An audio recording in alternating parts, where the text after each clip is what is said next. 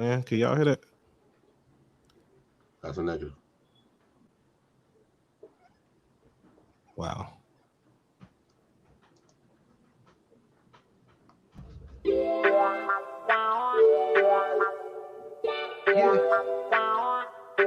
They ask me who I am. For the culture. Yeah. They ask me who I am. I told them I'm an Israelite. That's right, I'm an Israelite. They ask me where I'm from. I told them you can pick a side.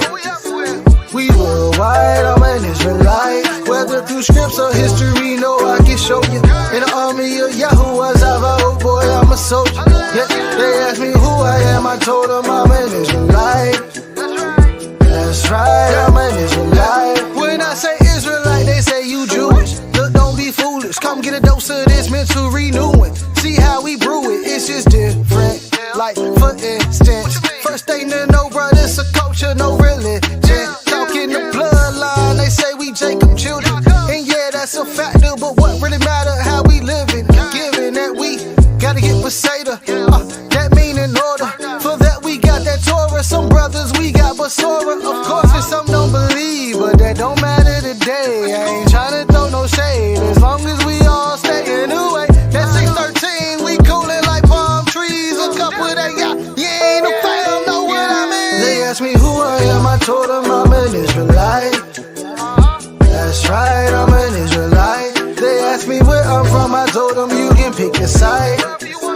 We worldwide, I'm an Israelite. Whether through scripts or history, no, I can show you. In the army of Yahuwah, oh boy, I'm a soldier. Yeah, they ask me who I am, I told them I'm an Israelite. That's right, I'm an Israelite. He said that we the light, got no choice but to shine. By the sweat of your brow, now you see why we grind. How we do, and we move to keep that ruach in our midst. When we eat, I got a list. Wanna build, break out them scripts. We don't hate and we don't diss. We ain't worried about another. He called us his firstborn. You can call us big brother. Look deeper and you'll discover. In your movies and shows, truth been exposed. What you know about those captured and sold. The Igbo and the Ashanti. Check out the history, never lost. Ain't gotta find me. Right where we meant to be, rebellion. Led to expulsion, repentance, fix that. Y'all gotta get back. I can call them big facts. They ask me who I am, I told them I'm an Israelite. That's right, I'm an Israelite. They ask me where I'm from, I told them you can pick a side. We worldwide, I'm an Israelite. Whether through scripts or history, no, I can show you. In the army of Yahuwah, oh boy, I'm a soldier. Yeah, they ask me who I am, I told them I'm an Israelite. That's right, I'm an Israelite. Hey, we ain't saying this our salvation or nothing, but the Most High just put his name on it, so we represent. All praise. Shalom.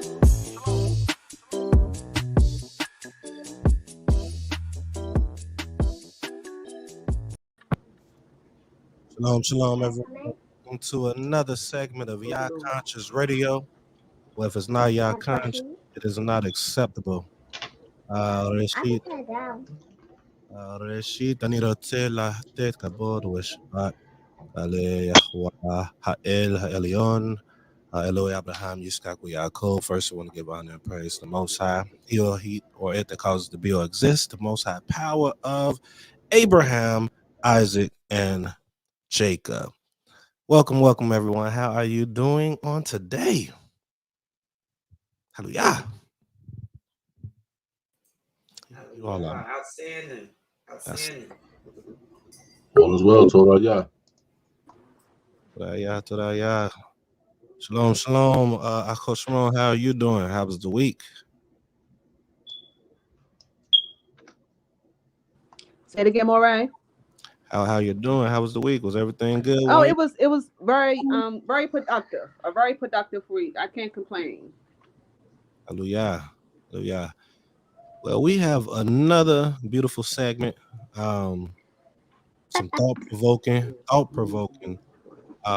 questions, and hopefully we come through with some good thoughts as we always do. All glory to the Most High. Yeah.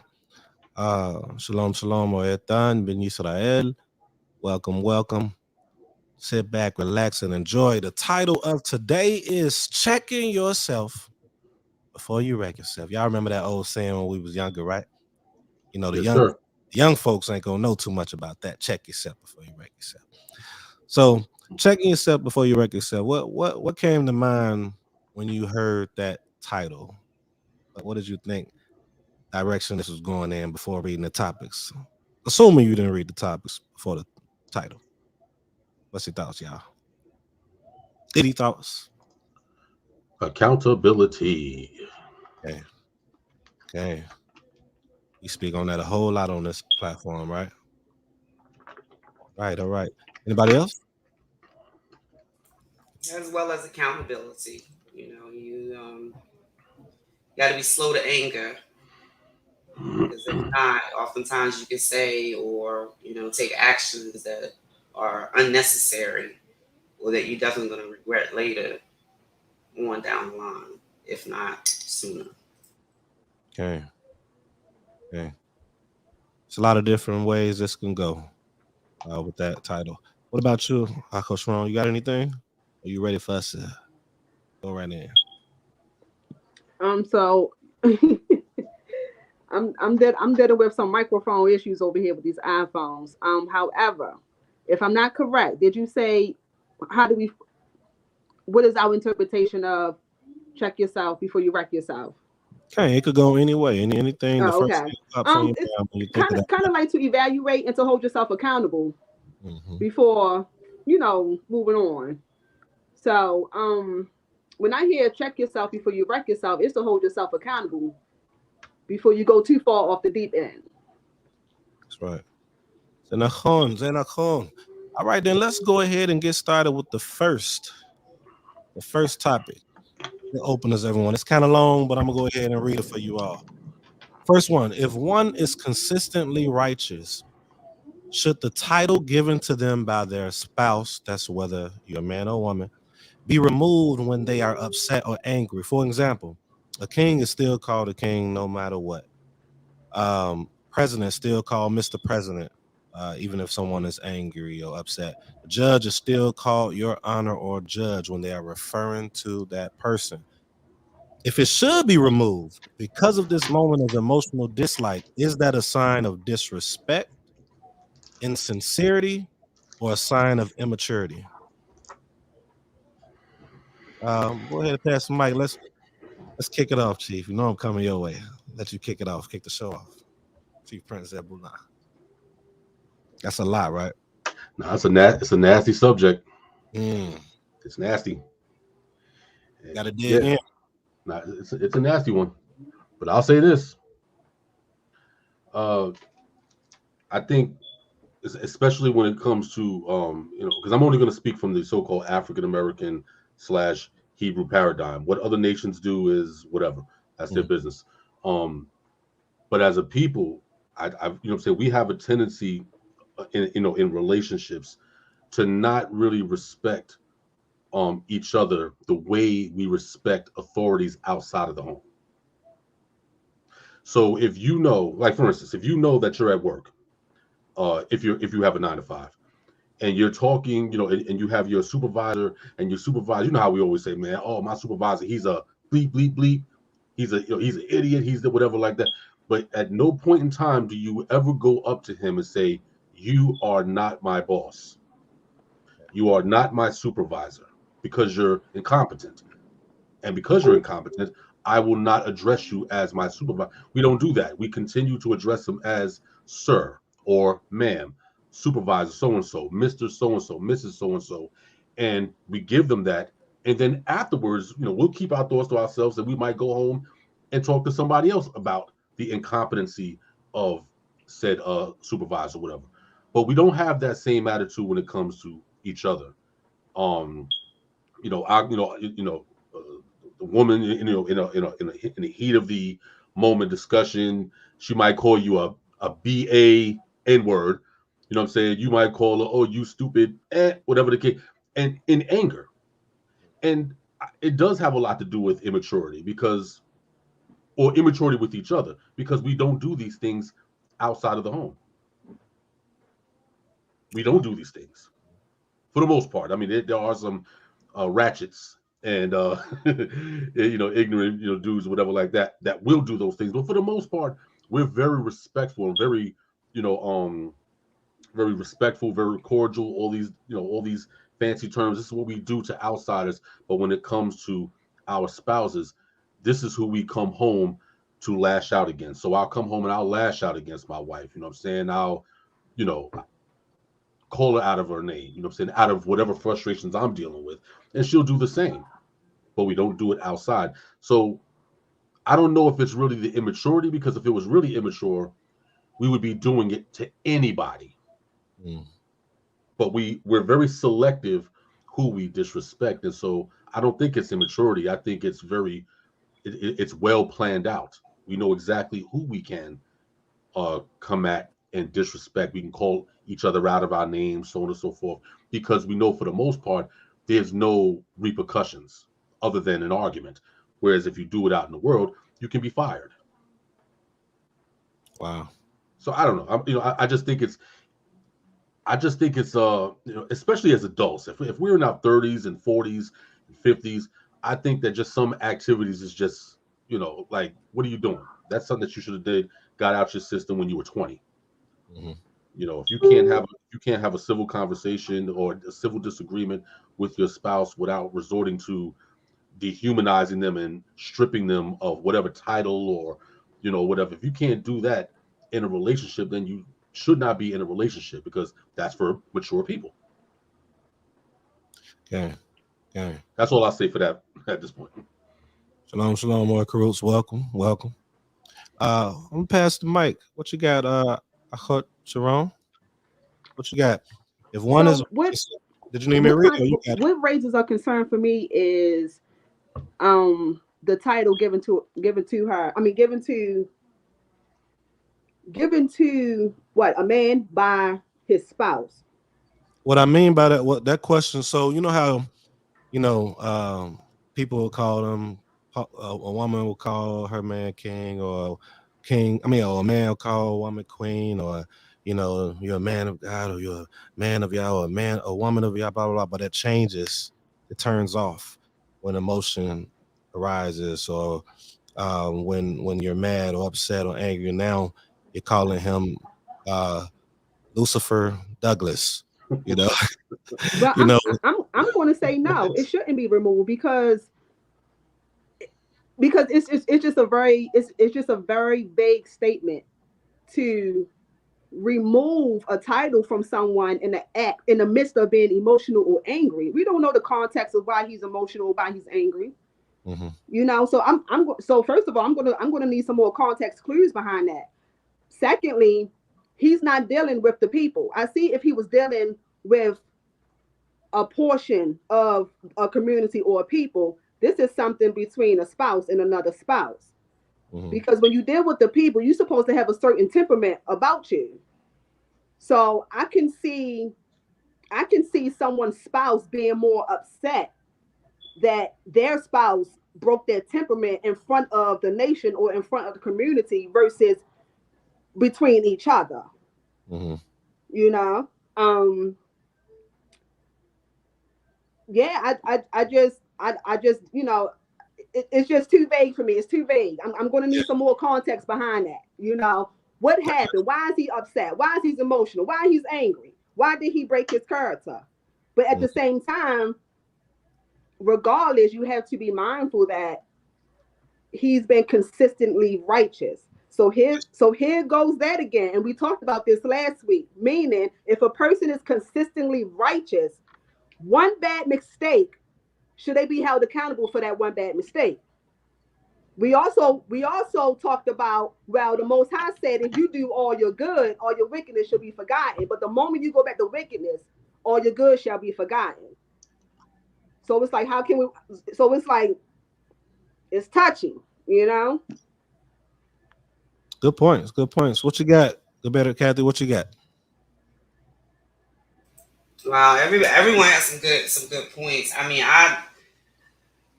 I personally don't think that anyone should be called out of their name, whether you're angry or whatever the case may be. I think it's a level of disrespect, and I still say immaturity and responsibility, because again, if you work in a 9 to 5, as Chief was stating, you're going to be more conscious of how you respond or how you approach someone or a situation, any given situation. Why is it different with your spouse? So you're not responsible with your feelings with your spouse. You're not stopping for a second to think about how you can handle this conversation. Um, Again, like Sister Sharon was just saying, this is out of character. But I just don't think that we should ever have to get to that point between a couple of calling each other, out of their names.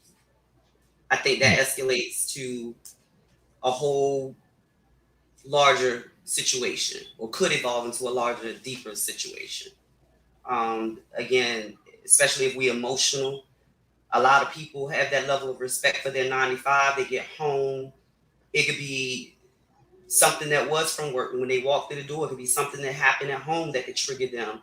And that person held that emotion all day. But again, that man or that woman getting the blunt of their emotion. Yeah. Well, Go ahead. man, I'll go after you. I have to. I'm speaking for myself and many other women as well. We look at men to be in a. We look at men and we automatically assume that they're supposed to be they supposed to hold a certain position about themselves as far as their emotions. So when they react out of character, lash out or angry, we are quick to kind of like attack, because we got this stimulation, we got this cognitive thinking that no matter what, you supposed to still present yourself in a certain deposition or certain contentment about yourself. Now, is that showing compassion? Is that showing understanding towards your spouse? Do you even know your spouse? It makes me ask the question, do you even know your spouse? And understand why he may lash out, why she may lash out, why is she reacting out of character, why she's upset, why he's angry. So it's all about for me, it's all about having that subconscious of the little trickle, the little moments that trickles up to why. Why is he angry? Why is she's upset? Once again, like I said, it's some context behind that. Yeah. I love it. I want to every point you all made, I believe, was on point. I don't know. You said something just now. You said why, and that why is a question. I think a lot of times in that situation you bringing out, we need to ask. We need not assume. We need to be intentional with um, putting ourselves in a situation of success, whether that be taking some time for ourselves to make sure that we're balanced. Work on that. A lot of times we don't work on it because we have so much we're doing. We are so busy as adults. That should be understood. Like one of you brought out, I think it was the better Kathy, maybe it was one of the women, Nashim, that the stuff that's going on in the day-to-day or at life or at work, they could be stressful coming home, so the other spouse, whether you are the man or the woman, you should recognize that. We should be more diligent in paying attention to one another. We should focus on, getting to know, getting to know our spouse again. Even though we might think we know them, people are growing every day. So ask questions, often. A lot of us, we live through life and we don't focus on that. So we just expect, like you had said, Coach Sharon, this man's supposed to be this way because of his status. This woman is supposed to be this way because of their status. So we need to be more intentional, I believe, with one another. And that way, which it shouldn't matter, but I guess it should due to the past traumas and stuff that happened with us in the people for so long because we know why we dislike each other the way we do. It goes so farther back. But like I always say we're in 2022 now, right? 2022 apparently, and we're in the stage of information to where we can learn how to become better. We can reach out to those that might be more wise than we are. You know, so my answer to that question is, I believe if somebody is consistent, we have to pay attention to the consistency of that individual. We have to, whether this person is the woman or the man, whether the consistency is good or bad. But I know one thing: if that person is consistently righteous, man or woman alike, then he or she should get more honor than we give to anybody outside of the home. Period. I don't even like saying period, but period. They should give more honor and more respect. And for the simple fact that we supposed to be the children of the Most High Yah, supposed to be made in the image of the Most High Yah, according to however you want to look at that literature. But I'll say this: if we're made in that image, then guess what? The Most High is divine. We got reference to that Most High, to Yah, Yahweh, whatever we call him, right? We have reverence. We should do the same thing to Isha and Aish or Nashim, whatever it might be. So that's my answer. Anybody have anything to add to that? You're muted if you're trying to speak. I think what the sisters have said, there's a point. I want to say it was Sharon, Gavera Sharon, who said it. I'm not 100% sure, but I think she said as far as or initially said about getting to know your spouse, like getting to understand them, how, what makes them tick, how their thought process is. Because when you understand each other on that level, you know what the wall is. You know what, like, okay, even if I'm frustrated, I know I can't come at her this way. He knows I can't, what I'm saying, so on and so forth. But again, it kind of, I think about what I said earlier as far as the intentional element of how we treat each other. Because again, if it really was about immaturity, immaturity knows no limit. You know what I'm saying? When we talk about we say certain women, oh yeah, those ratchet girls out there, they're ratchet no matter where they go. On the job, they're ratchet. You know what I'm saying? Friends, they're ratchet. Wherever they go, because this is who they are. But we're not talking about people who are, who are like that. We're talking about people who are very deliberate in how they treat everybody else, regardless of how they conduct themselves. But when we come home, like, I'll give you an example. Well, I'm not going to name the person, but there's a person that I talk to, and I give counseling, as it is, to them on certain issues. And they had an issue where they're male and their supervisor is a female, is a woman, and of a different nationality. So, of a certain, and there's a constant element of disrespect coming from her for the obvious reasons. She looks down on it, whatever like that, and is constantly making statements about, and that's why I brought up the term incompetency, calling him incompetent on the job in front of other people.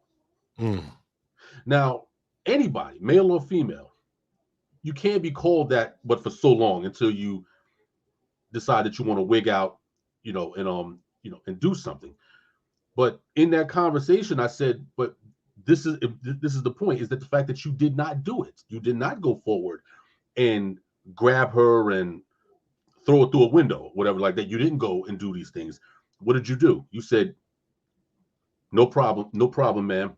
And you kept doing your job. So I take that example and I say, well, and I'm now putting it in the context of what we're talking about.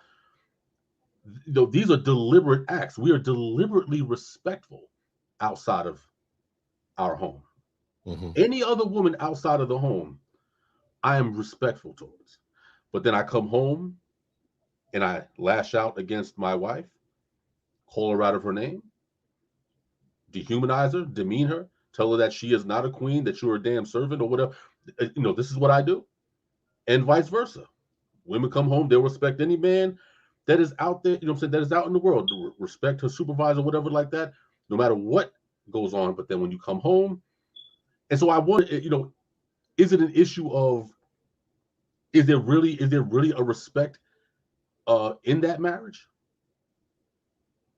Because how are we, we're being very selective when and where we want to be disrespectful and dehumanizing. And I think that's, well, that goes back to another show that we did about why there's no when it comes to modern day marriage, there's no more value in marriage anymore. It's not like marriage of 30, 40 years ago or 50 years ago where marriage actually meant something. Now it doesn't have the same value. So it's nothing for me to disrespect my wife or for her to disrespect her husband, because there's nothing to lose. Okay. I don't know if that's a rant, but these are just some of the things that I'm just observing. Good rant. But a rant nonetheless. Nah, I'm playing. It's good. Anybody got anything to add to that? Hello? Well, for those that's tuning in right now, live, or for those that's watching back, this is YAH Conscience Radio, where if it's not YAH Conscience, then it's not acceptable. We're going to go ahead and go to the first song of this evening, and it is none other than Daoud featuring Moria Ethan, and it is Woe Unto the Shepherds. I think y'all gonna like this one. You told me that we should go our separate ways, but now you're back, begging for a place to stay. Nah, it's not right. not right at all. I wanna kiss you when we fight, kiss you when we fight. You got the people confused. Hit the road, babe. I don't wanna see them miss you, babe. I don't wanna hear about your mistakes. No. I just wanna live my life without you. Come on. So have a nice day. Close that door and be on your way. Go. Not much Yeah. else that I wanna say. Yeah. I just wanna live my life Y'all know without what it is. You had a good run for a long time. At one point, the only shepherds that we could find. Blood natural light, allowed artificial to shine. Bad seeds brought forth many corrupt minds. Got hit with that old switcheroo. Served as falsehood while advertising the truth. Just like a wolf, preyed on the vulnerable. Cause we were gullible, never asked for any proof. Told us prophecies to appease your own interest. Seduced us with words, a form of spiritual pimping. Condone hypocrisy in exchange for what's given. Say we anti if we deny or think different. I heard don't cry, just clean whatever spilled. Never mind crimes, in time we all heal. That's just another line, false shepherds should be killed. And this ain't for the church, I'm talking to Israel. Woe unto the shepherds. This ain't for the church. He talking to Israel. What? He said, woe unto the shepherds. Let's scatter and destroy his flock. Yeah. Oh, cause you wanna be on top. Nah. He said, woe unto the shepherds. Woe unto the shepherds, claiming that they some cheaters, but really more like some leopards. Gotta pick the different patterns and see the different efforts. One will be more genuine, the other will be a bit more selfish, but they both will sound the same. Well, at least on surface level, in order to dig into this soil, you got to bring a bigger shovel. I don't believe in no one doing evil named the devil, but I do know it's some wicked people playing the role of shepherds. They remind me of some pimps from back in the day, the way they spit it. But when you see the fruit around the root of the tree, you start to get it. They just want you to listen and never search on your own. That's when you gotta tell them, pipe down. Nigga, please, I'm grown, but that ain't the type of people they prey on. They looking for ones that ain't strong. They're willing to listen to anybody, no matter if they wrong. Boy, man, ain't they wrong, but we gon' take it over. Time to shed some light on this madness and get rid of these righteous posers. Woe unto the shepherds. Yehudi gang. What's wrong? It's like we get a kick out of leading people to destruction. Stumbling block. He said, woe unto the shepherds. We gotta do better. Our leadership gotta do better. Our leadership gotta do better. Or else, he said, woe unto the shepherds.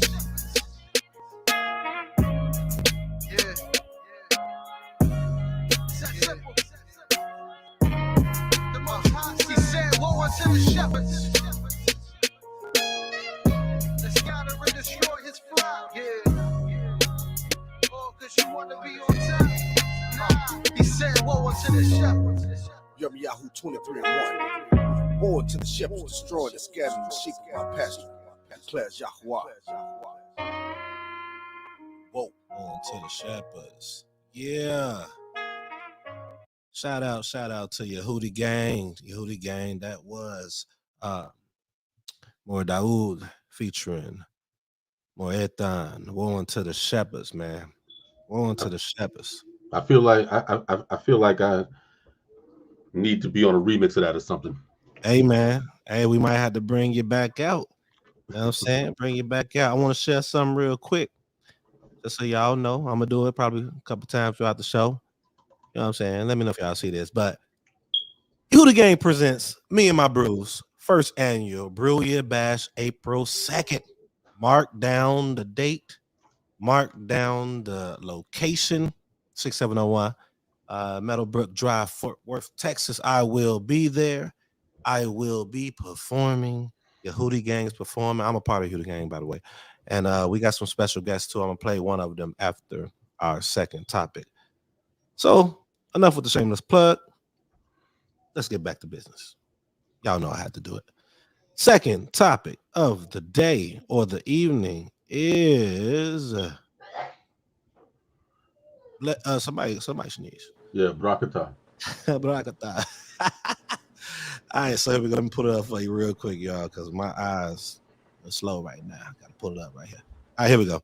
So topic number 2 is, should there be a requirement of mental evaluations from trusted advisors before marriage?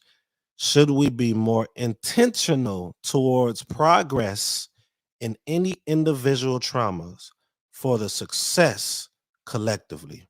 I'm going to read that one more time for the viewers, and I'm going to read that one more time for the panelists. And it says, number 2, should there be a requirement of mental evaluations from trusted advisors before marriage? Should we be more intentional towards progress in any individual traumas for the success collectively? Go ahead. I'm going to go ahead and pass the mic to none other than the better Kathy. What you got for us? What you got for us? Had to pass it, flip it over.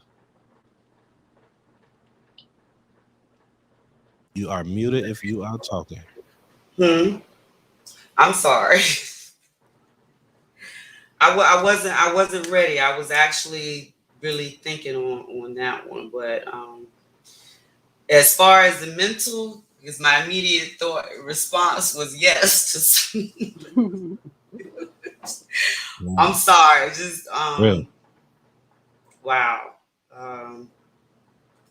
Yeah, that can even take us back up to, question number 1, like you said, just knowing your spouse, and not getting to know he or she in the midst of, anger or emotions flying or what have you. So yes, definitely, psych evaluation should be done.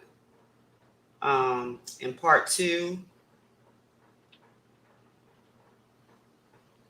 Part 2, I got you. Should we be more intentional towards progress in any individual traumas for the success collectively? So in other words, at this point, you're probably together, right? So should we be more intentional, towards progress, in any individual trauma? So like I had said on the last, or when I brought out my answer for the first one, we should be working on ourselves in whatever capacity that might be, so that the collective body can flourish, progress. So what's your thoughts on that second part? I mean, yes, we should always individually and collectively. But let me ask you this. Are we doing it? I think that's going to vary on individual to individual and relationship to relationship, community to community. To say if it is being done, yes, I do believe it's being done. Probably more so on a smaller scale than a larger. Again, we can go back to a couple of topics last few weeks ago. Just having the support of people. Being there that can keep you on track in regards to the Torah and understanding your obligation as a sister and brother to your sister and brother. You know, instead of not, you know, getting a worldly attitude like I'm just done with you or whatever the case may be. And again, the Torah gives us guidelines on that as well. But a lot of people that don't have that understanding, you know, if something is not right, you know, you can, you know, because when you're riding a motorcycle together, when you're going around that curve, just to give you an example, you guys got to lean the same way. You cannot go in the opposite direction because something bad is definitely going to happen. Great analogy. So, you know, at some point in time, before you get on that type of road or that type of equipment, you have to be together. That was one of the most powerful analogies. I promise. Can I jump in and say why I think that was? When I think of a car compared to a motorcycle, it's a little more safe in the car. You know, you get into an accident, the car can protect you. Trust me. Last year, some of you know about me. Last year, I had to dodge another car, and I went into a ditch trying to dodge and not hit that car. And my car twisted, and I was protected by my car. But imagine me on a motorcycle. But why am I using that example? A motorcycle is more, not speaking on a road or narrow road, but it's just more small. It's more, you have nothing surrounding you to protect you. You literally have to be on one accord and moving. And if it's both of you on there, goodness, good analogy. I'm not going to keep speaking, but that was a powerful analogy, Gabetta Kathy. Coach Sharon, did you want to go next? Want me to read the question too? I know it's a long question, so I can read it. It's very long. So it says, should there be a requirement of mental evaluations from trusted advisors before marriage? The second part is, should we be more intentional towards progress in any individual traumas for the success collectively?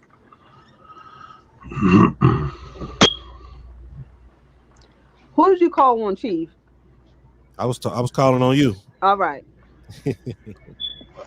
I gotta put the speak up to my ear. You know these iPhones. I see. You gotta go ahead and change. Okay. So my first question is, what does this mental evaluation looks like? What does it look like? And is that separate from the courting stage? Love it.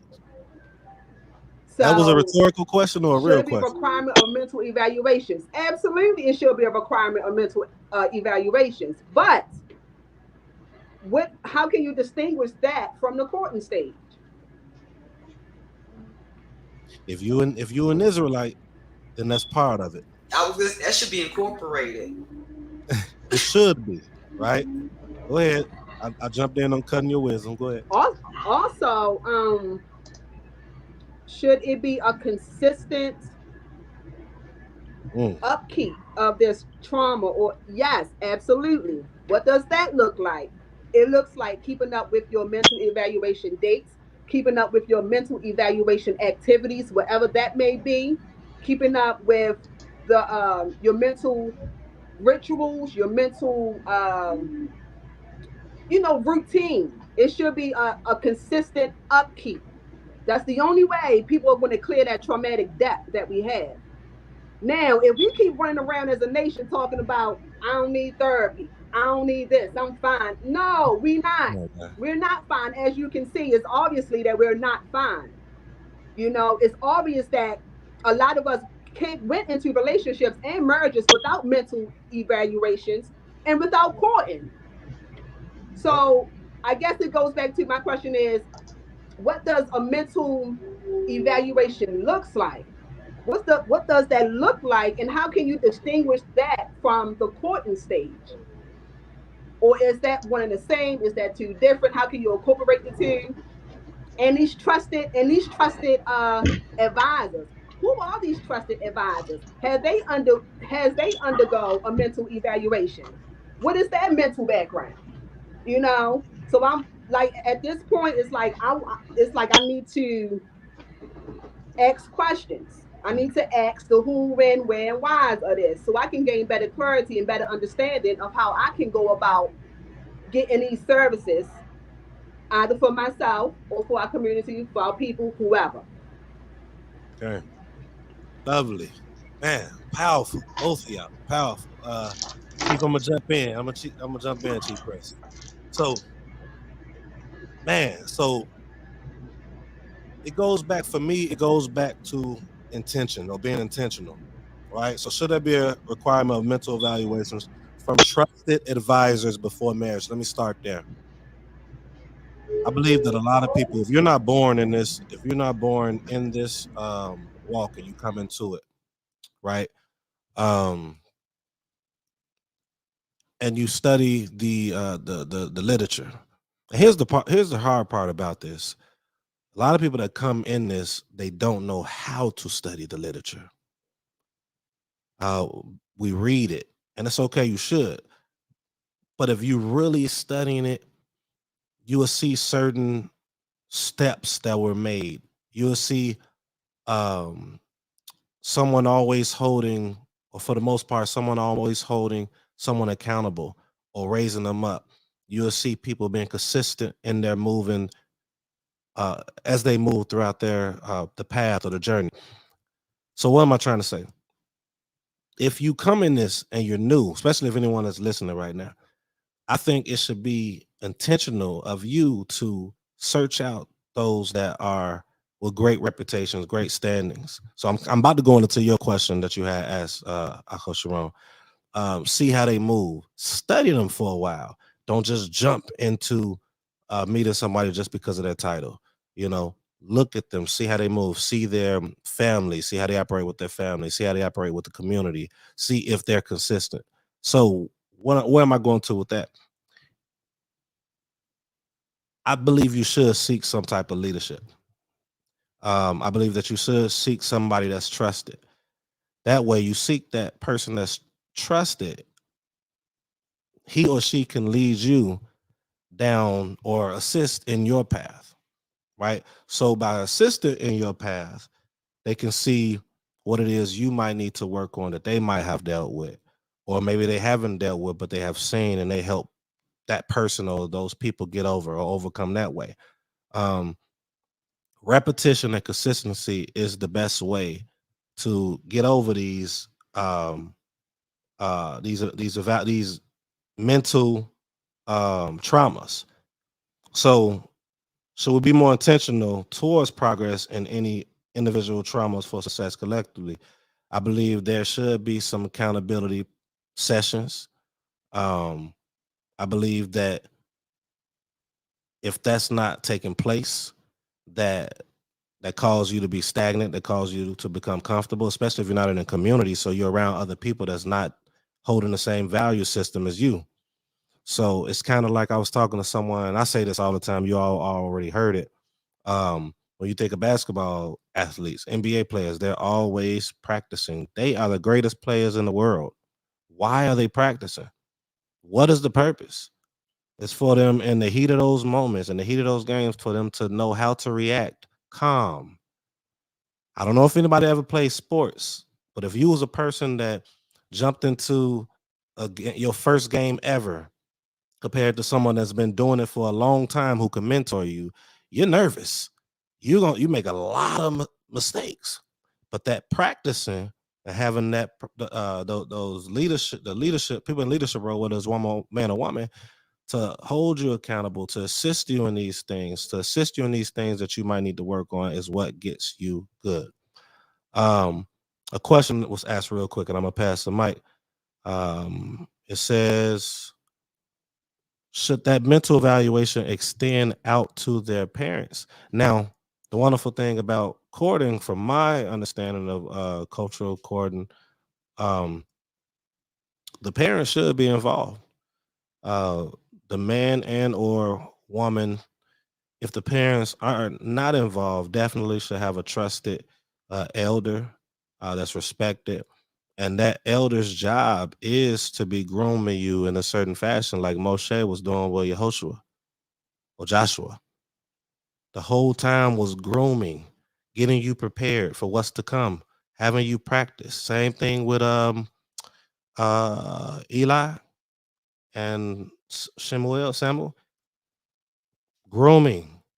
But see, we're in today in our Israelite culture and in the so-called black community, we don't want that. That is what causes a lot of the traumas that we have. And then we have parents that might have been through the same thing and did the whole, I forgot which one of you said, well, I don't need any therapy. I don't need anybody we don't want accountability. That's what it is. So yes, it should involve the parents. Now if the parents are not a part of the culture, you got me going somewhere else. But if the parents is not a part of the culture, that's another topic. That's another show too. Matter of fact, I'm gonna write that down. I'm passing the mic to Chief Prince Abulan. Hopefully I answer my own questions, but I feel like I was ranting for the most part. Chief Prince, what you got? No, I agree. There should be a requirement for mental health evaluations, but to the point that that Guerrero Sharon brought, as far as, well, who's going to be the individual or individuals who are going to render those evaluations. Now that's a rabbit hole in itself that could probably kind of like spiral into a whole other show.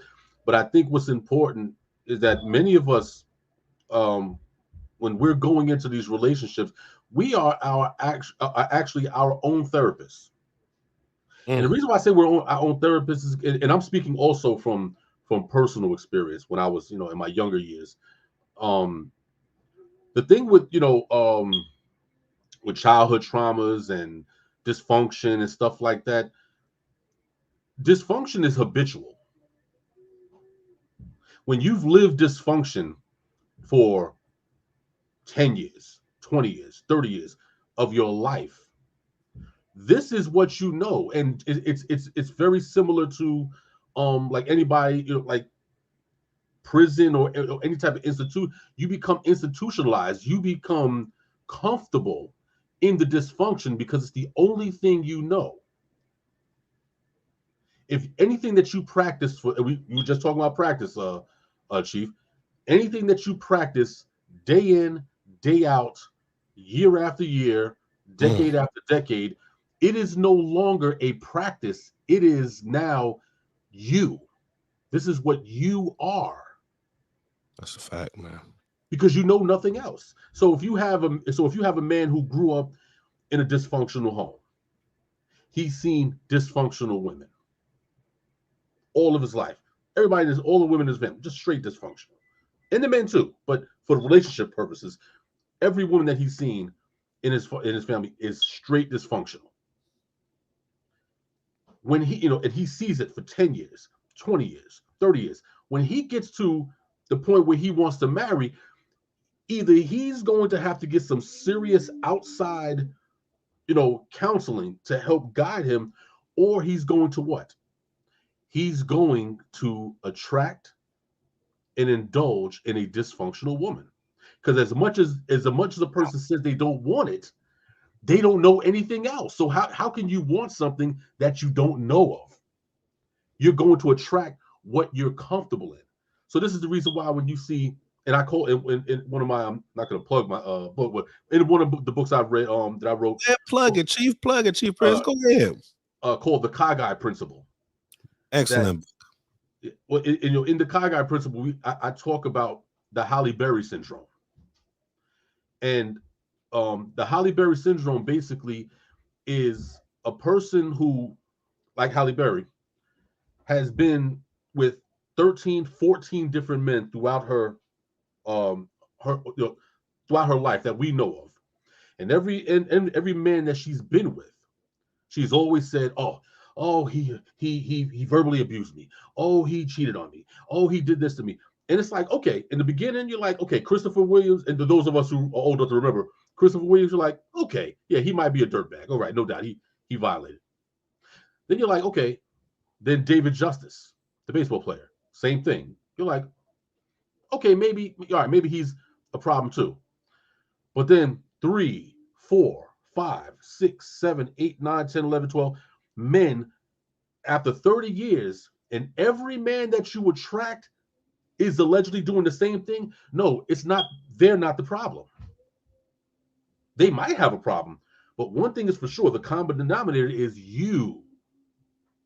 Because there's something about you that attracts nothing but deadbeats. And so this is this is for women as well as men. You continue to attract what is comfortable in your nature. So when you see a man, a righteous woman, a righteous man is going to attract a righteous woman. Why? Because this is all he knows. If he knows nothing but righteousness, as soon as he sees a wicked woman, he's going to say, "Get out of my face, you whore," and he's going to block her. He's going to curve her. But if you're a man has been conducting questionable movements, you've been involved in questionable movements throughout your life, when you see a righteous woman, that might be a problem. Scripturally, you might want a righteous woman. Come on, man. Come on. You're reading the book, and the book is saying, yeah, you should get a Proverbs 31 woman, and your mind is saying, yeah, that's what I want. But there's another part of your mind that's like, yeah, but you don't really know what to do with a righteous woman. What you do know is the ratchets. Go get you a ratchet, and then try to make her into something righteous. But what you're attracted to that which you have lived most of your life. So we know these things going into relationships. You know what you like. Mm-hmm. Women, you know the type of man that you like. Men, you know the type of women that you like. So now the question is, are you going to go into these relationships and waste that person's time, or are you going to say, you know what? I know what I'm supposed to like, but I really want this ratchet chick. I need help. Let me go get myself under an elder, go sit myself down for a season and get my head together. Or if you're a sister, go sit under a queen mother. Shut your mouth and go sit under a queen mother and get your head together. Let her show you how to come up out of that dysfunction before you become dysfunctional to your prospective spouse. But all of these things are actually done during courting, and this is the reason why many people avoid courting. Yes, come on, real courting, right? Hebrew courting. It's because it's too much time. See, and I'll give you an example. In the community in Israel, in the community that was started by Ben Ami, Ben Israel, and those elders in the 1960s, when they developed their version of courting, they required that the courtship could be anywhere between 90 days and 6 months. Just the courting process. And that's too long for somebody who's a fraud, whether you're a male or female. That's too long of a time for a fraud to keep up the fraudulence. Yeah. See, it's easy to deceive somebody if you're only going to deal with them for like a week or two before you hit the bed. Anybody could put up a front for that long and get involved with them, and now you're invested. But courtship weeds all of that out, because now after you've been involved with somebody and talking to them and going out, nothing physical, nothing sexual, whatever, but just going out and getting to know each other, after a while the guards get let down. Now you get to see her in her natural habitat. You get to see him in his natural habitat, how they normally are on an everyday basis. You can start seeing the dysfunction right there. Okay, easily. You can start seeing, wow, you know what? He has a lot of woman issues. What was his mother like? Or, she got a lot of man issues. What kind of father? If there was even a father there, what's going on? What happened? And we know these things, but these are red flags, but we ignore them. Why? Because we're like, I don't know if I want to stop, because if I stop, then I got to start the whole courtship over again, and there's time wasted. Like, no, pay attention. And if you see the toxicity in that man or in that woman, you can just stop the courtship and say, hey, listen, sis, or hey, brother, we can still be friends. You're still a great person, but we are not ready for marriage. We're not ready. We can still bust down scriptures and precept upon precept and all that good stuff. We can still do that, but we're not ready for this, because there's still dysfunction that has to be addressed, and addressed thoroughly. before we even start talking about transferring dysfunction between each other. Kane, real quick, Chief, and it's crazy how you just hitting certain points because we had a few things said. I'm gonna read it to the panelists. Some, not the panelists and those that's viewing. Matter of fact, right now, before I read it, those that's tuning in right now, I see about 4 people on Facebook and I see about 5 people on YouTube. I need you all to subscribe.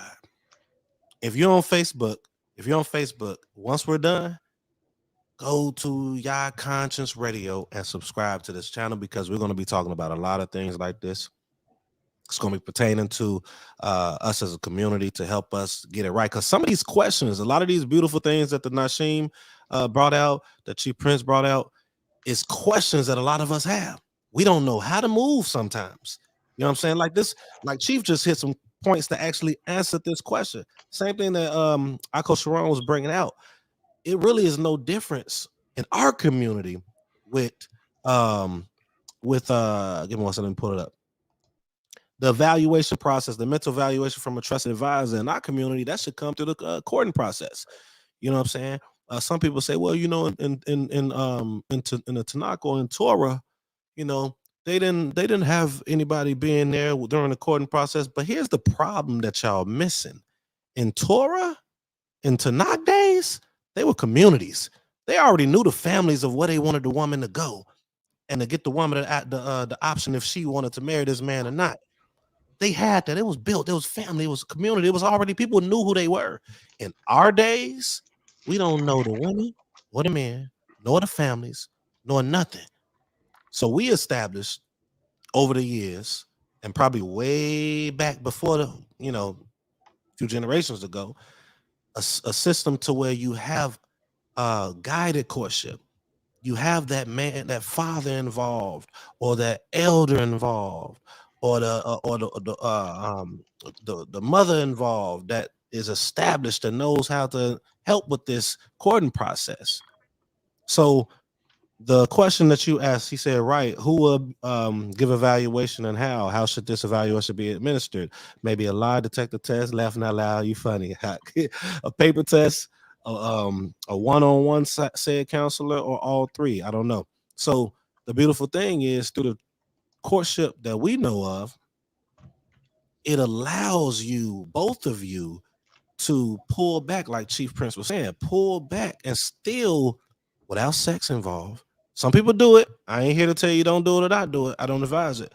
Without it that involved, now it's like we can't do nothing but focus on all the things that we need to focus on. Okay, so this is not me telling you what to do or not to do. I'm just saying I've seen a lot of failures due to it.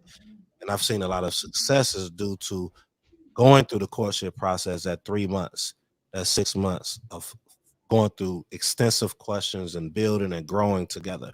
You know, last thing he said, so what Chief is saying is that this mental evaluation should be way before marriage is considered. The mental evaluation is, to be honest with you, is during courtship. Right. A lot of this stuff could come out during courtship. Trust. Go ahead. I was just about to say that, Chief. Yeah. If you're doing it properly. Now, if you're just and I'm not knocking this, but I got to coin this term because I thought it was hilarious. Individualite. It's gonna be hard. You're gonna be moving on your own, making decisions on your own, and sometimes you're gonna be like, man, this man, I like this man. He nice. You know, yeah, he got this problem, but I think I could take it out. Or this man might be like, oh man, she fine though, man. I know I could get her, I could change her. But then if you had a accountability elder, you know, man or woman, whatever, they can see what you're trying to avoid. And some of us men and women, we know what we're trying to avoid, but we lonely. Some of us have been alone for a minute. You know what I'm saying? Some of us have been alone for a minute. You gotta have an elder involved to help you, right? So and I think he hit it. He said, right, is he living that scripture? Okay, cool. I just wanted to touch on that. Does anyone have anything to say in regards to what we've been talking about? If not, I'm going to go to the next song. I'm gonna give you all the floor before I move.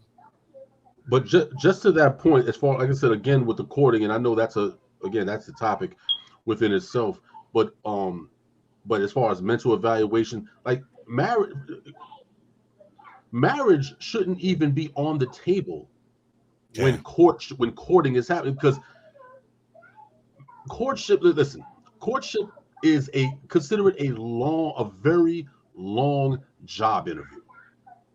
Just because you're at the interview doesn't mean that you're getting the job. It only means that you are there to show your resume, to show what you can do or what you can do. So when you're in a courtship, the only thing you should be considering is not even marriage. You should be this is the time to figure out, can I even be friends with this person? Because what essentially is marriage? Marriage, for all intent and purposes, it is a person that should, two individuals that should already be friends, and all you've done is consummate it through carnal knowledge. That's it. The courtship is to figure out, are you compatible? Because anybody's compatible in the bed for the most part. You know what I'm saying? You can be compatible, but when all of that's over, what else are you going to listen? If your interactions in the bed with your other person, let's say, is 2 hours, okay, what are you doing for the other 22 hours in the day? Is there compatibility? And all of this stuff is worked out in the courtship time. That's why, for all intent and purposes, especially in the time that we're living in now, the longer the courtship, the better. Okay. Because you get to weed out everything, because nobody can hold up a facade for long periods of time unless they're psychopaths. Okay. But for the most part, nobody can hold up a facade. Eventually, you know what I'm saying?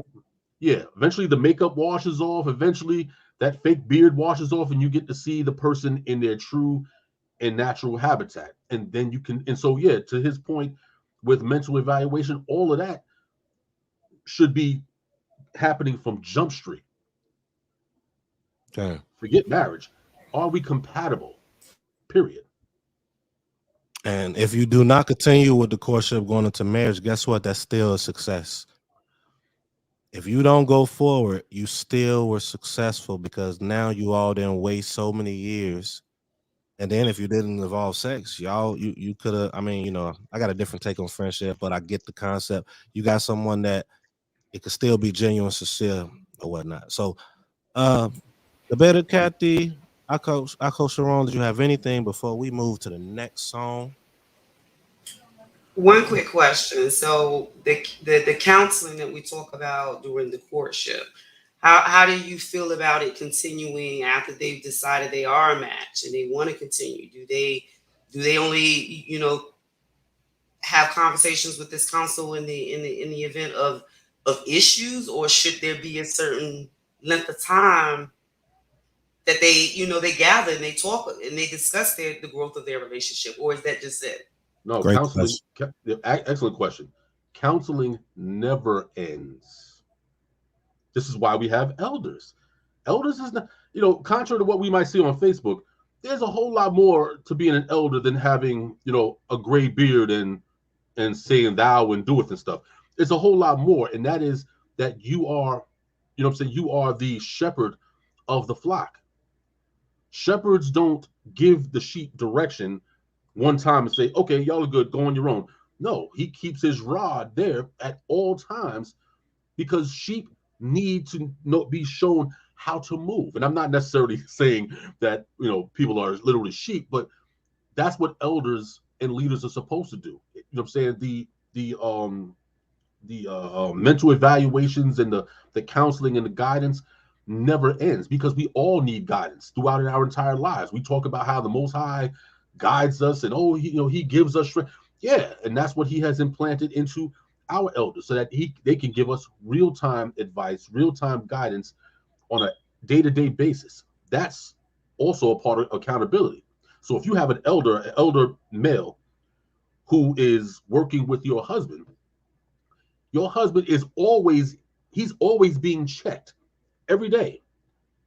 Also, the woman, that's why we have queen mothers in the community, so that when sisters start getting a little funny style or whatever like that, the queen mother comes in and gets them right back in order and say, listen, woman, let me educate you. That's what and this is how we're supposed to be moving. There's not supposed to be any lapse in counseling and guidance from our elders or from those who we seek out wisdom from. So no, so I absolutely, it's an excellent question, sister. And no, it should not end after the courtship is, okay, we're going to get married. No, that person is supposed to be a part of your growth and development throughout your marriage, throughout the rest of your life. Otherwise, what's the point of being an elder? Okay. I talk to Chief at least six days out the week. Ask him every day. Chief, I'm just, hey, we don't talk, man. The Most High bless you and your family. You know what I'm saying? But I'm talking to Chief every day. All right, we're gonna go ahead and go to the next song. Chief Prince, I should say. We're gonna go to the next song, and that is by King Malachi. Now, King Malachi, some of you might know who he is, might not know who he is, but guess who's going to be at our Brew Year Bash? King Malachi will be there to perform. I just want you all to know that. The song I'm about to play is called The Palace. Here we go. Behold the greatness of a great people, the legacy of the Almighty, chosen to teach the flock. Hallelujah. Praise God above for the word that proceeded out of my lips. Hallelujah. YAH children of the slave ships. Ben Israel. We belong in a palace, sipping wine out of chalice, living God commandments. We were never average, we were never savage. Met the Most High outside, not something like a marriage. He give us commandments. We belong in a palace, sipping wine out of chalice, living God commandments. We were never average, we were never savage. Met the Most High outside, not something like a marriage. He give us commandments. We were the folk in Egypt. Pharaoh, he didn't want to let us go. No, this is another Egypt. This time we came here on a boat. Whoa, I was up in South Carolina, Georgia and Florida were West Carolina. I live in Atlanta, it's still Carolina. Charleston, the place where we hit Carolina. We live in a movement deeper than roots, but roots ain't say who we really for real. I'm over the hill. No, I ain't talking about age. I'm talking about knowledge for real. Solomon, baby, belong in the palace, sipping on wine straight at the chalice. White people, my linen got grip on my roll. Burgundy, blood on my roll. Prophet spitter, I gotta deliver. I'm bringing the spirit from out of my liver. Royal blood, hoping that you consider. Mixing our blood, hope you never consider. Look at our court, look at our priest. We had some marvelous feasts. Yeah, David gon' run it again after the mark of the beast. We belong in a palace, sipping wine out of chalice, living God commandments. We were never average, we were never savage. Met the Most High outside, not something like a marriage. He give us commandments. We belong in a palace, sipping wine out of chalice, living God commandments. We were never average, we were never savage. Met the Most High outside, not something like a marriage. He give us commandments. Ooh-wee. Goodness gracious. Boy.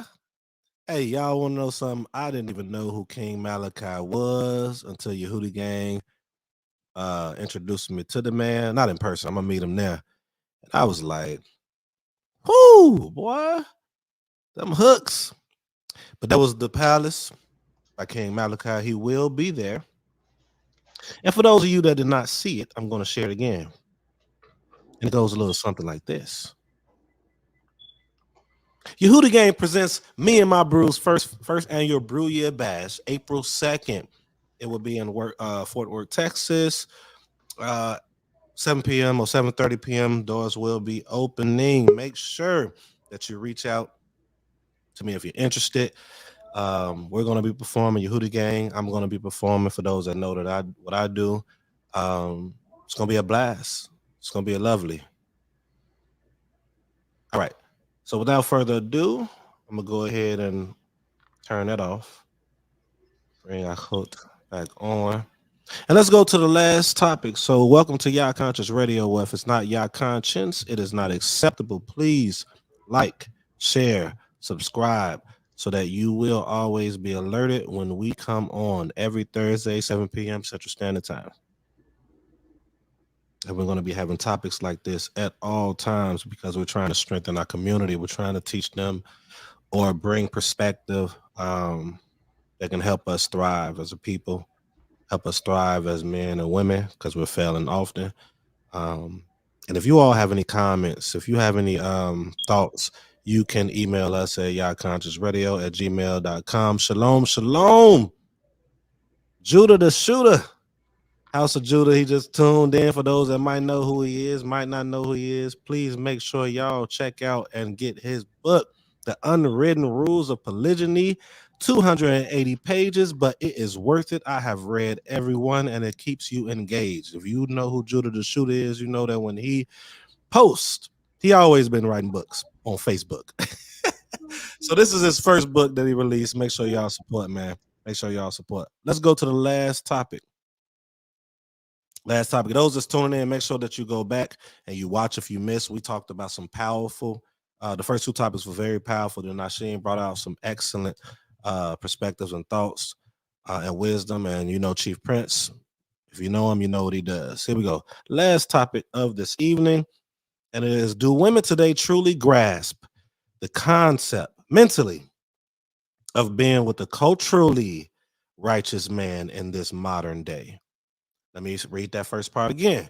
Do women today truly grasp the concept mentally of being with a culturally righteous man in this modern day? Second part, do men understand the integrity needed to move in righteousness in this modern day? One more time. Do men understand the integrity needed to move in righteousness in this modern day? Was that a lot? Was that too much long? All right. I'm gonna go ahead and kick it off. I don't think I went first yet. We'll go ahead and kick it off. I think this is very important. So it says, do women today truly grasp the concept mentally of being with a culturally righteous man in this modern day? And it goes back to, I believe, what Chief Prince was bringing out.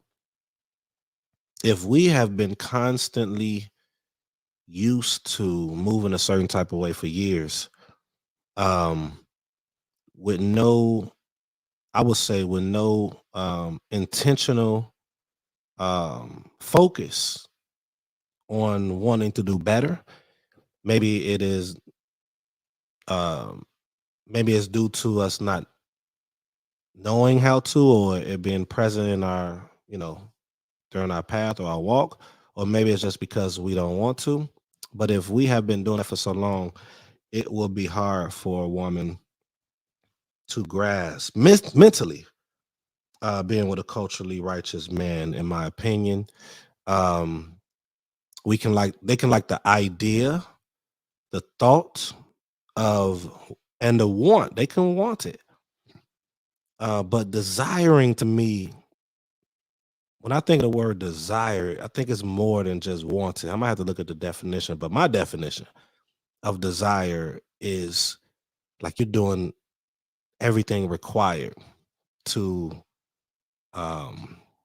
accomplish whatever goal that is. So if you have a desire for a culturally righteous man, I believe that you will focus on the things pertaining to yourself to qualify for that. And that word qualify, people might not like it, but guess what? We got to work with that outside of a relationship all the time. We'll work. We talk about this all the time. We know we got to qualify to be a doctor, qualify to be a lawyer, qualify to be a teacher, shoot, qualify to work at Chick-fil-A. I had to throw Chick-fil-A out there because Chick-fil-A, when I used to go there, like those employees, man, I ain't never met no employees like Chick-fil-A employees. I don't know if y'all got that out of the way out there. So you got to qualify to be there. I don't know if they honestly know, and I would say it's not fully their fault, but most of me want to say it is because we're in a time of information, so it takes desire to make that happen. So I believe that it's not fully grasped on a large scale. I think it's very small, even within our culture, perhaps.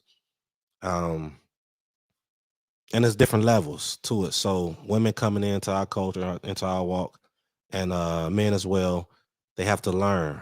But I believe they need to be under the right leadership. It goes back to what that song with Morethan and Dawood Akeem when it was talking about I think that they have to be under the right leadership. Now, granted, I will be fair. Chief Prince had brought to me, I used to look at this walk, it's like a fishbowl mentality. Because, a lot of what we see is not reality. A lot of stuff we see on Facebook is not fully reality. A lot of people in the truth come into it and they base everything they know off of what they're seeing on social media and truly have not engaged in culture itself. I'm gonna give you an example real quick before I go to the second part of the question. I've been in this walk for 10 years. The first 3 years I went to IOG. I thank the Most High for bringing me through IOG. Brother Bowie was the leader of IOG. Then I started really studying, like extremely studying, and I started wanting to do the culture more so. Not saying they didn't know they did. I'm just gonna say I wanted to do that more, and I went my separate way, not on bad terms, on good terms, but started wanting to go that route. It wasn't until today, it's 2022. It wasn't until 2019, I want to say. I think 2017 is when I really started getting, kind of immersed in it from a knowledge standpoint. When I met Chief Zebulon, I think it was 2016. We met 16, 17, 16, somewhere around there. And I started sharing with Chief Zebulon my thoughts on stuff, and he always used to be like Obi-Wan Kenobi and be like, "Hey, you might be right around there, you got something there and all that," but he'll throw nuggets. So I started really understanding culture a little bit more. But then I met a group of people in Goshen and Sparta, Georgia, that actually was living it out. My point in using all these examples is a lot of us, when we come in it, we don't understand it. We don't really know it. So we are basing a lot of stuff off of things that we experience. I'm talking about the women right now. Things that we experience with individuals that aren't even doing it culturally. So you're building your idea on the Israelite, or you're building your idea on a man in general outside of a man that's fully trying to invest in culturally. It's just a totally different thing. That's another conversation, another topic. I'm gonna stop there. Do men understand the integrity needed to move in righteousness in this modern day?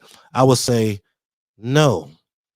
On a large scale, I would say there is a lot. Again, there might be a fishbowl mentality right there, but there is a lot. But on a small scale, on a small scale, like I had said with Judah Moshe, if you all get his book on the unwritten rule of polygyny, he has 4 wives, and he speaks on a lot of things pertaining to. Now, I don't think he used this word. I read the whole book, but his whole basis of the whole book was a man being and having integrity, standing strong on what it is you believe, what you're going towards, X, Y, and Z. Standing, keeping to it, and keeping your word, and doing what it is you say you're going to do. That's the same thing across the board. I think a lot of us are not taught how to execute integrity as men. It stems from coming into the walk and being an individual. Like, some people are against what people call camps. I understand why, but then again, if you have never really truly been in one, I don't understand why. We know it's stories of things that take place, but that's not on a large scale. It's not on a large scale.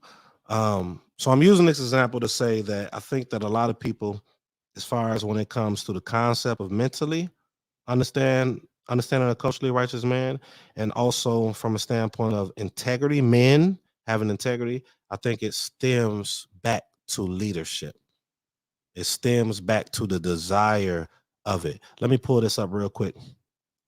There's 3 things I want to bring out, or 3 people I want to bring out. Shalom, everybody. Oh my goodness. House of Judah, more Ethan, Tazalia, Benjamin, Yasharal. So we have more everything he says. The thing about desire, ratzon comes from ratzah, to want. When you say if you desire something, you should do whatever it takes to obtain it. This man, I went Hebrew with y'all. That would be the same mindset for what you want. Because if you really truly want something, it's a verb, it's an action. You're going to do the things required to get it. If you're hungry, you're going to do the things required to get it. I want something to eat. In order to get something to eat, or if you're a woman, I need I want something to eat. You're going to do what's required because you desire to get something to eat. It's a verb. You have to do it. But I don't think a lot of us have that desire. I'm going to pass the mic, though. The better Kathy, what you got? Okay. So I actually think both questions should be for men and women. Oh, it women was. truly okay. It was. I thought you had a I separate did. question, one for a man and one for a woman. Yeah. My bad. It's I pinpointed it, but you know how we do.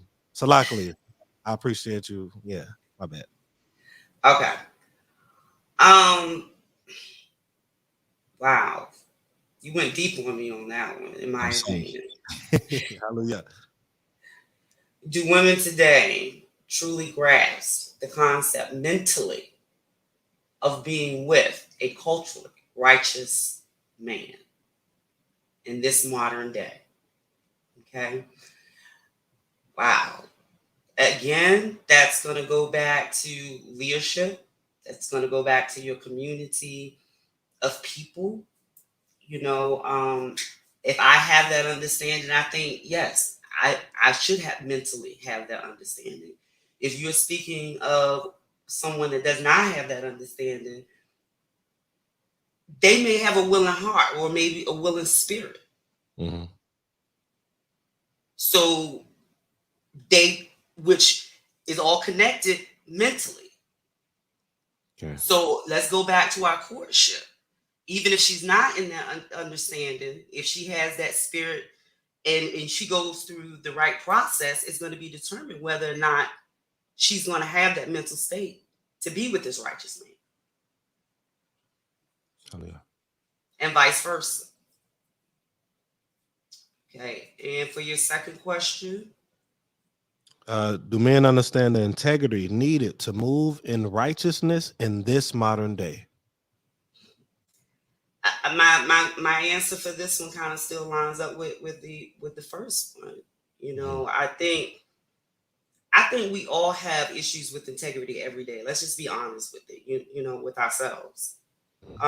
So again, a man and a woman is definitely going to have that issue, but we should strive for righteousness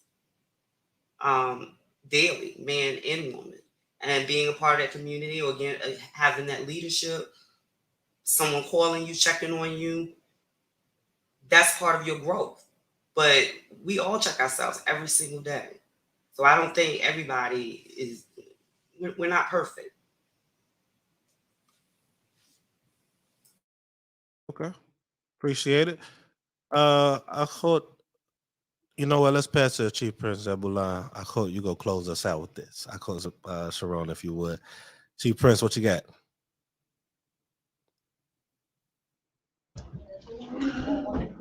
Yeah, I think it goes right back to what I said earlier in the beginning of the show about we're very deliberate in the things that the things that we do, the things that we say, because again, when you're not, if it's not panning out across the board in other scenarios, and it's an isolated situation, then that means that you're intentionally going in with with the intent of, whether it be whether we're talking about deception or whatever. So when we say, do women truly grasp the concept mentally of being with culturally righteous men in this modern day, I think they do. I think we all know what we're doing. Now the question, of course, is, are we going to stay the course? So for instance, it's like when you meet somebody in the beginning, whether it's courtship, whatever like that, you're meeting them, and y'all are both, that energy is up. Y'all. The problem is that there's no carryover after the initial spark. There's a fall off period, whether we're dealing with friendships, whether we're dealing with relationships, marriages, whatever. There's a fall off period because we began to take each other for granted because we believe that, well, I got them, so they're not going anywhere. And so this is when you start seeing the drop off. I do think they understand what it means to be with a culturally righteous man in this modern time, but knowing what it means and being up for the actual living of it is a whole nother discussion. And that's vice versa. That's good.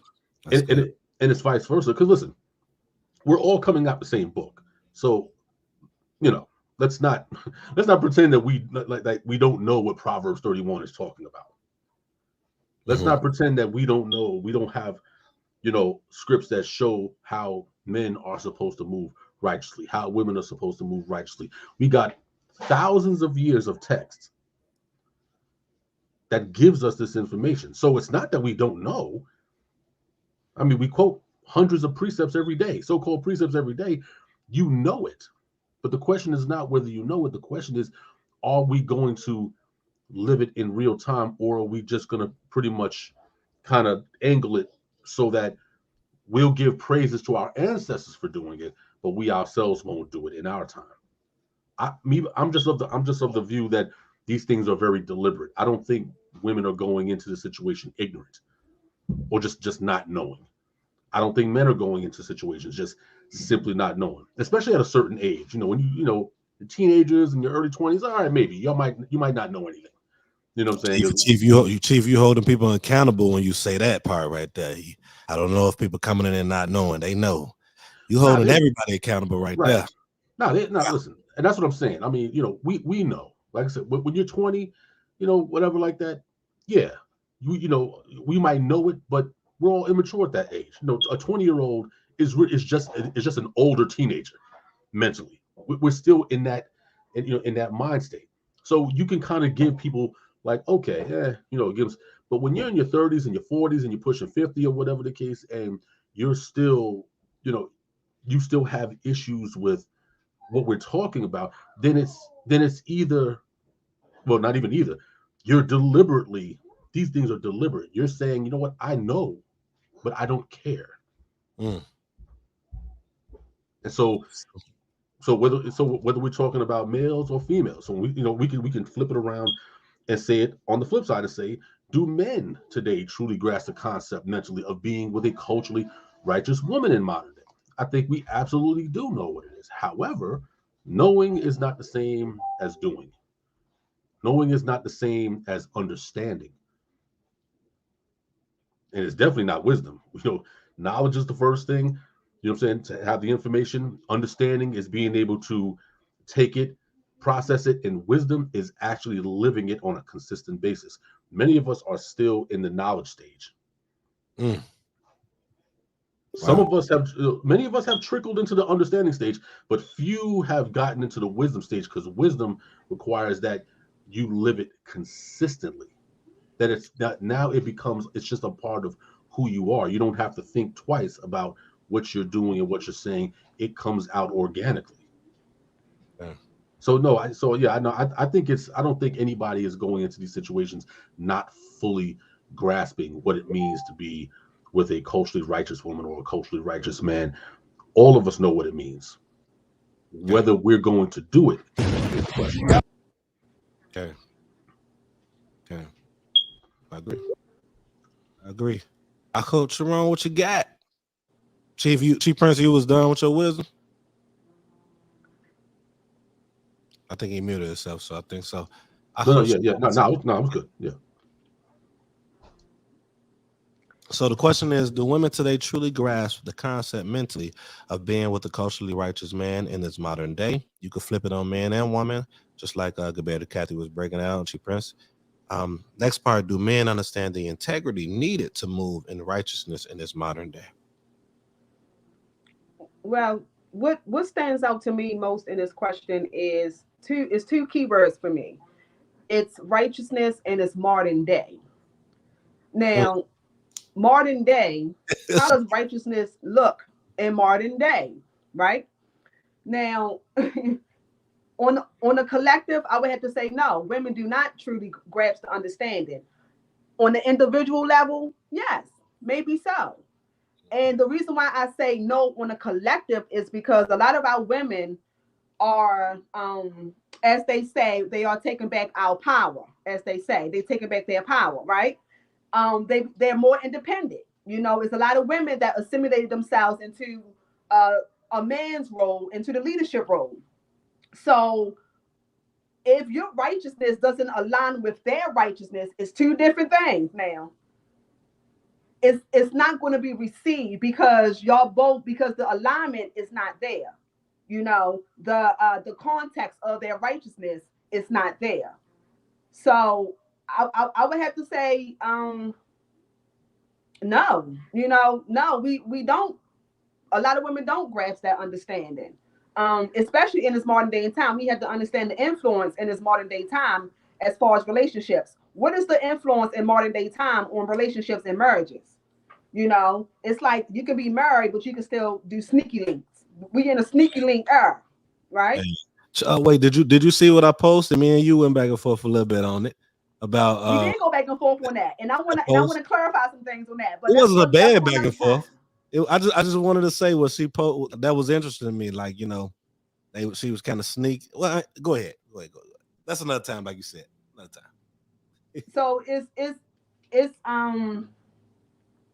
yeah, it's going to be a no for me. As far as do men have the integrity on the collective? No. On the individual level, yes, I would have to agree.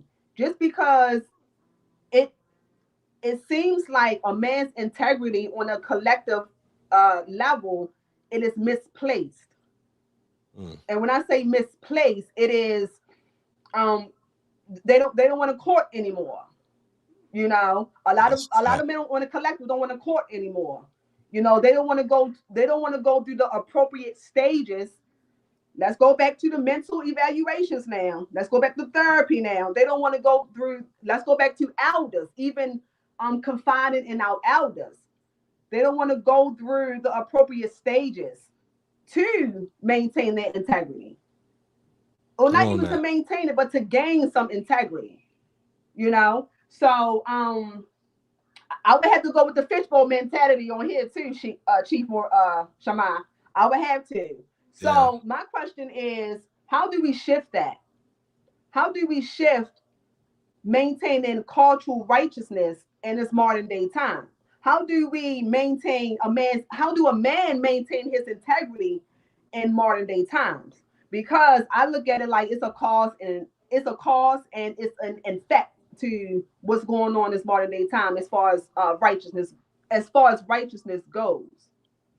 Mm. A Excellent lot of question. our sisters has been traumatized as far as the culture. So That's they true. they don't want to deal with nothing culture, because if they hear culture, it automatically sends off a trigger alarm like, oh, control, or I Mm. have to dormant who I am for the sake of the culture. Let's go to a man's integrity, right?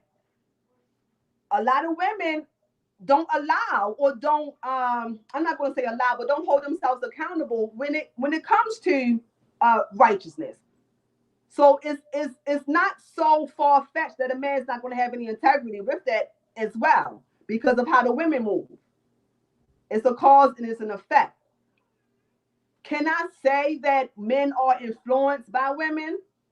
Can we agree to that, or no? Do we have different perspectives on that? I don't got no different perspective. It depends on the man. On a large scale, I'm with you.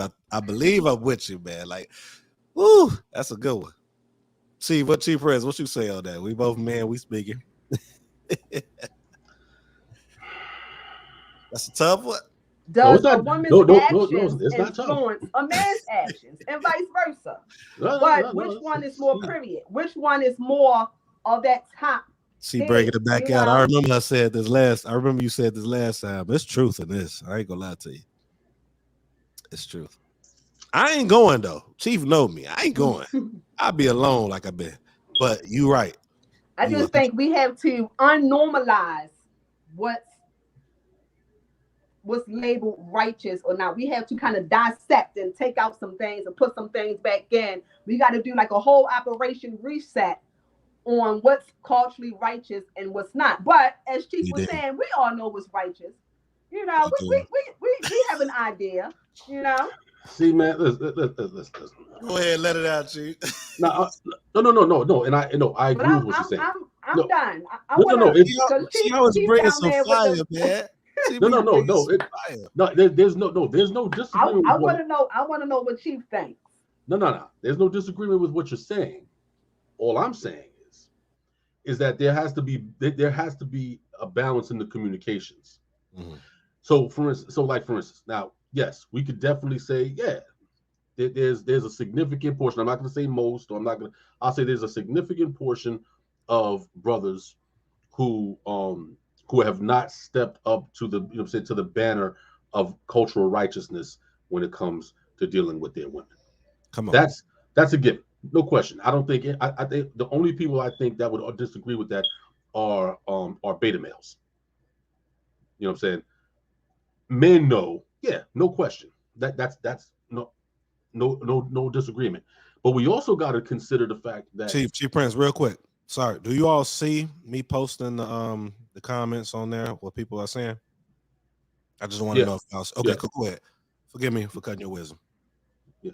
So no, but we also have to consider and see. This is where the accountability comes in, because when you look at these men in this generation, these males in this generation who are, who don't move as men are supposed to move. They move in very questionable mannerisms and things of that nature. We also got to remember that many of these individuals were raised by single mothers. Now, this is where the balance comes in, because that means that what you're seeing is not just the absence of the man in the house, but you're seeing the education that they've received from the mothers, and the mothers are dealing with half information. This is the reason why this is the reason why single men don't raise complete or whole children, because they don't have all of the required information to get, especially with daughters. Men are not able to teach their girls how to be women because they're not women. They could teach them how to be mature adult females, but not women. So even if it was reversed, it would still be a dysfunction. Let's just say it was nothing but a bunch of deadbeat women just abandoning their families, like, I'm out of here, leave the children with the men. The children would still come out dysfunctional, because now there's an element that they can't compensate for. Men cannot compensate for the element that is only to be found in women. Like, women cannot compensate for that which can only be found in men.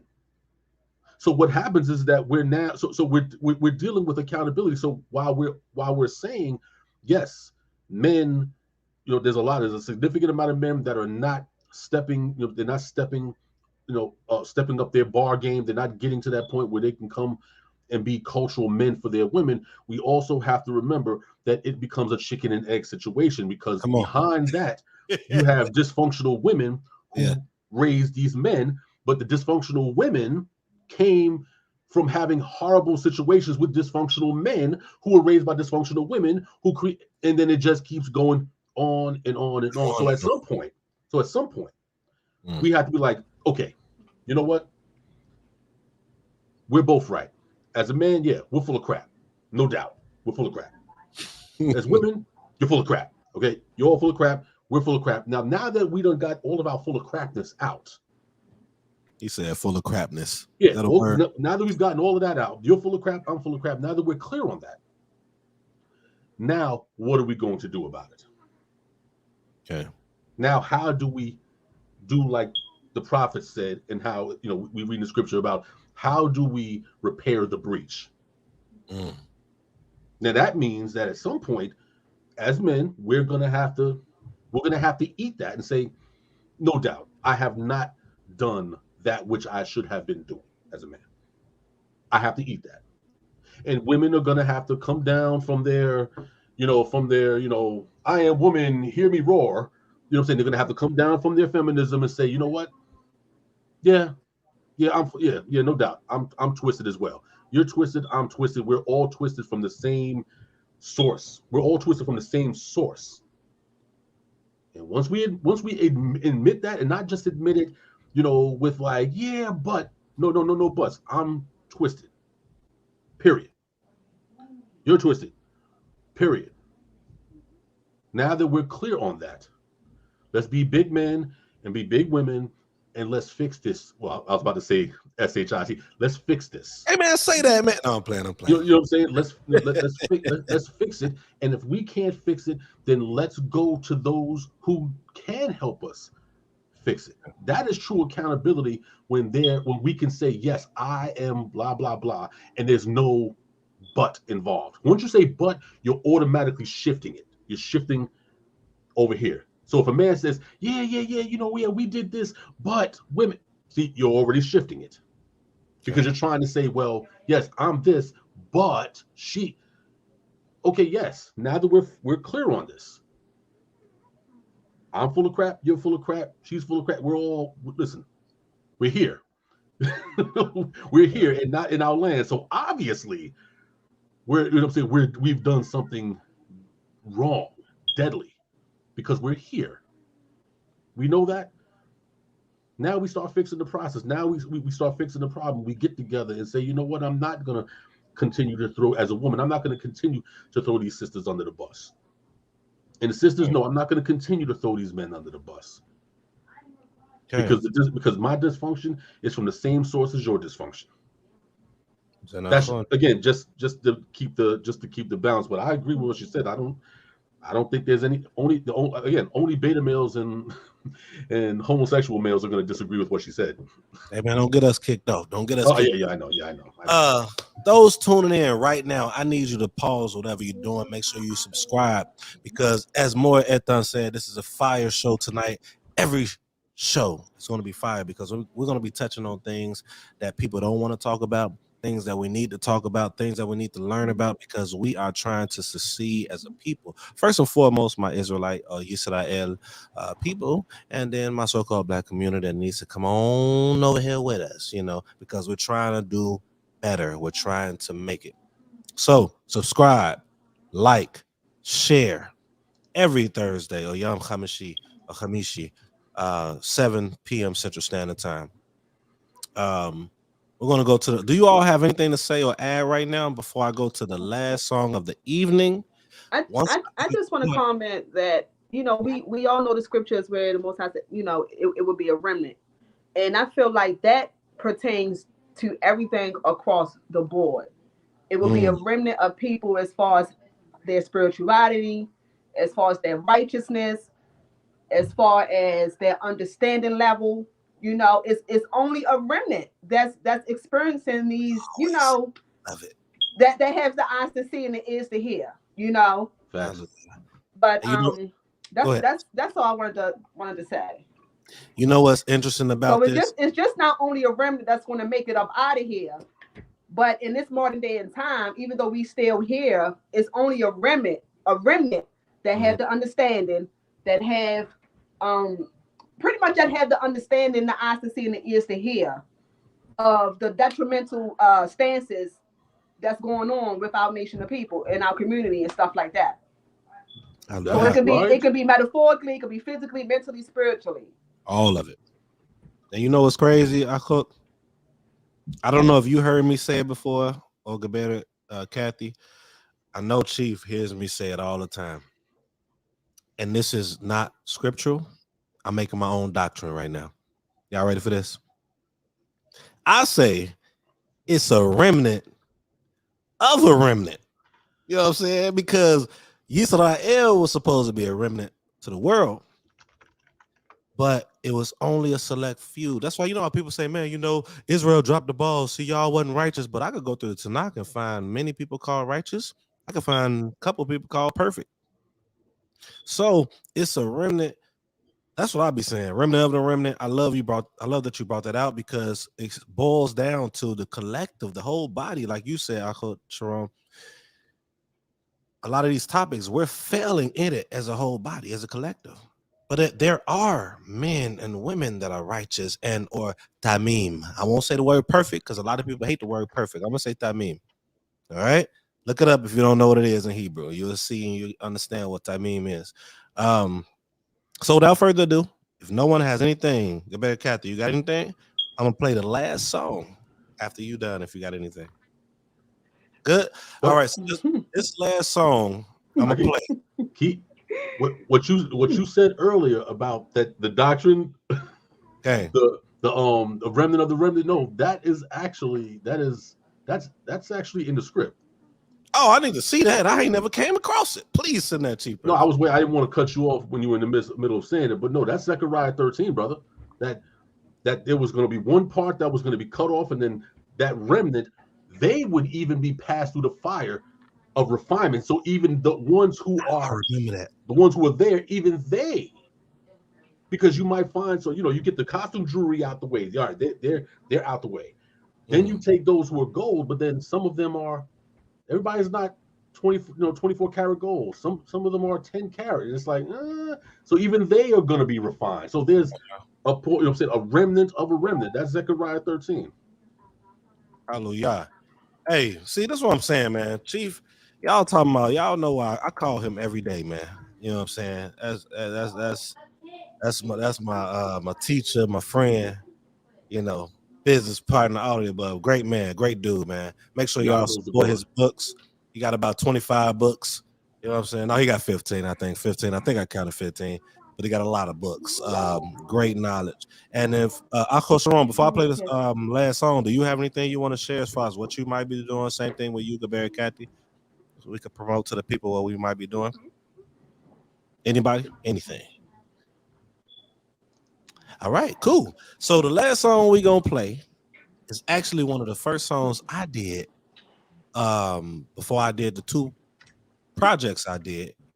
And like I was telling Gabari Kathy earlier, this is probably one of the first songs I did when I was in the truth as I looked at my people. So what I'm gonna do is I'm gonna play this song, and then after that, I'm gonna close out with playing a promo for Yehudi Gang Presents the Brew Year Bash, everyone.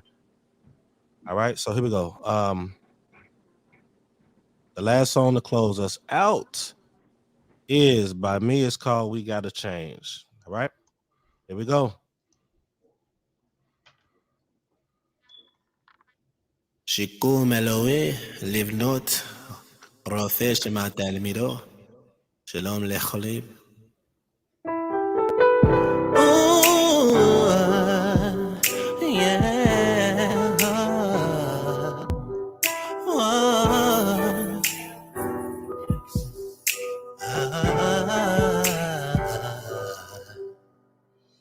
A lot of us believe we care so much,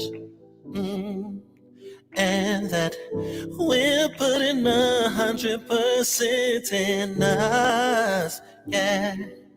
There comes the taking for granted. You don't see it, but what you see in your perception is leaning. It won't stand, cause the fighter comes before us. We got to change.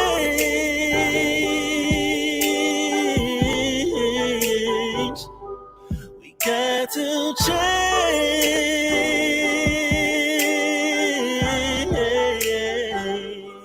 We got to change.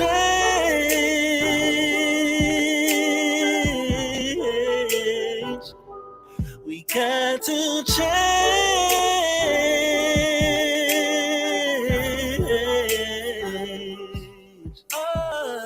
The arguing back and forth, it's not problem changing. Counterproductive, this discussion is discussing, yeah. What happened to the vision of us building? Focus, yeah. Don't you dare hold that. Not beating in the house, not being what we're about. Come on, this hill we know. Let's go and walk it out. 'Cause I just wanna grow. Together there's a goal. Oh, got to change.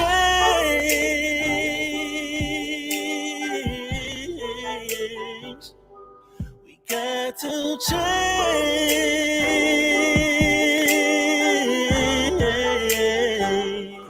We got to change.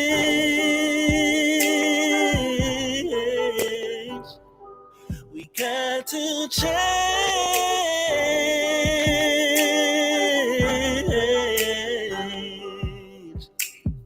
Let's change. The only way we'll grow is change. Let's change.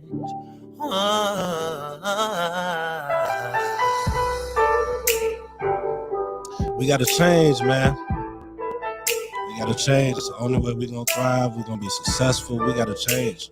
Yisrael, Yashuala, if you hear my voice, we got to change, man. Real talk. Everybody want change. Everybody want things to be different. We got to change us individually. That's the only way we're going to change collectively. We can't expect to change collectively if we're not changing individually. We have to change individually in order to change collectively. Remember that. So I'm gonna go ahead and play one last song, or not song, but the promo for Yehudi Gang presents Brew Your Bash. It's gonna be amazing, man. So I'm gonna go ahead and play it for you all, and then hope you enjoy it, and then we're gonna close out.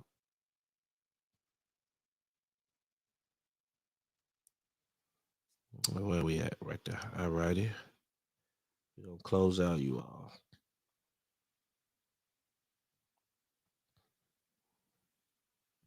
Y'all can't fathom really what happened, Y'all can't fathom really what happened, Yeah, y'all come check us out. The Hootie Gang presents first annual Brew Your Bash. Holla at King Malachi. Going down. Level 3 Event Center. 6701 Meadowbrook Drive, Fort Worth, Texas. 76112. Come see what it brew.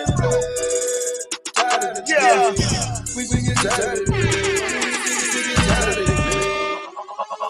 Remember Samson. He was in the sight. He had to call like King Malachi.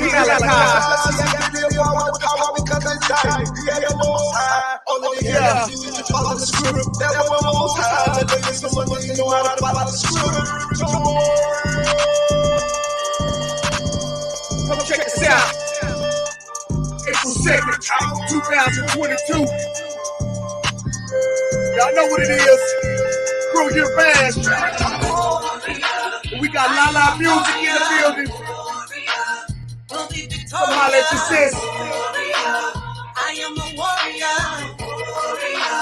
We'll be victorious. Yeah. Brew Your Bash is going down. Don't forget the after party. We gon' bounce our way through that thing. Do the brew, bounce, bounce, bounce, bounce, bounce.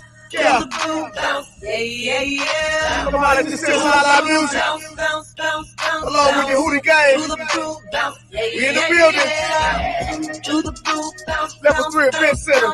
6701 Meadowbrook Drive, Fort Worth, Texas. 76112. Brew Your Bash. Go down. Yeah. Yeah. I hope I see you all there. April 2nd. It's going down, man. A lot of good performances, after party, food, everything. And just brew your bash. Me and my brews, all of us coming together. Hopefully building.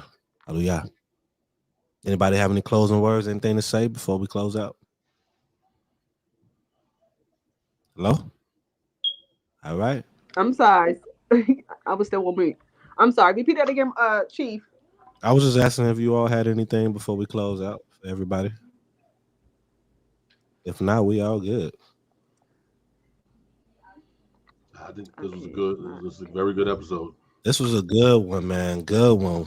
Good one. For those that's tuning in, YAH Conscious Radio. Well, if it's not YAH Conscious, it is not acceptable. Please share, subscribe. I gotta say subscribe so much because you know why? People are always asking me for the link or for your URL. We don't got one.